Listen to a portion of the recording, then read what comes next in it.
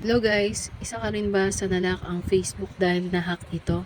So tara, tuturuan kita kung paano i-unlock ang iyong Facebook. Click po natin yung get started.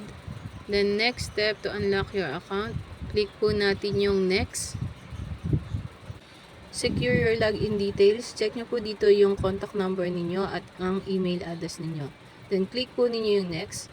Select emails and phone numbers to remove.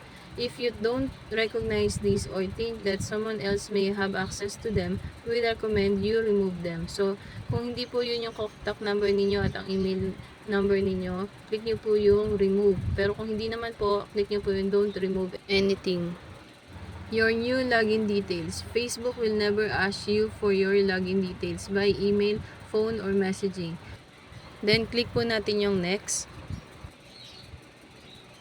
You've unlocked your account. Your current password won't work if you try to log in from somewhere new. To change it, go to your security and login settings. Review recent activity. Tip: we can help you review recent activity to make sure your account is still the way you want it. Recent posts and comments. Friend added recently. Recent login. Click po natin yung back to Facebook. So, ayan guys, nabuksan na po natin yung ating Facebook account. So, sana po nakatulong ang aking video. Thank you and God bless.